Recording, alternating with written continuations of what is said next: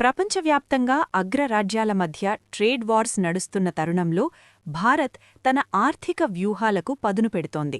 ఇప్పటికే European union, UE, America, USA వంటి ప్రధాన ఆర్థిక వ్యవస్థలతో చర్చలు జరుపుతున్న భారత్ ఇప్పుడు గల్ఫ్ కోఆపరేషన్ కౌన్సిల్ జీసీసీలోని 6 దేశాలతో స్వేచ్ఛా వాణిజ్య ఒప్పందం ఎఫ్టీఏ దిశగా వేగంగా అడుగులు వేస్తోంది. Saudi Arabia, UAE, Qatar, Kuwait, Oman మరియు బహ్రెయిన్లతో కూడిన ఈ కూటమితో ఒప్పందం కుదిరితే భారత ఎగుమతులకు భారీ ఊతం లభించనుంది. ముఖ్యంగా టెక్స్టైల్స్, అగ్రికల్చర్, జ్యువెలరీ రంగాల్లో భారత్ తిరుగులేని శక్తిగా ఎదగనుంది. ఇప్పటికే యుఏఈ, ఒమన్లతో ద్వైపాక్షిక ఒప్పందాలు అమల్లో ఉండగా మిగిలిన దేశాలతోనూ డీల్ కుదిరితే గల్ఫ్ నుంచి భారీగా పెట్టుబడులు ఎఫ్డీఐ తరలివచ్చే అవకాశముంది.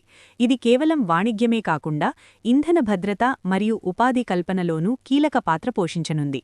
భారత ఆర్థిక వ్యవస్థను 5 ట్రిలియన్ల దిశగా తీసుకెళ్లడంలో ఈ ఒప్పందం ఒక మైలురాయిగా నిలవనుంది.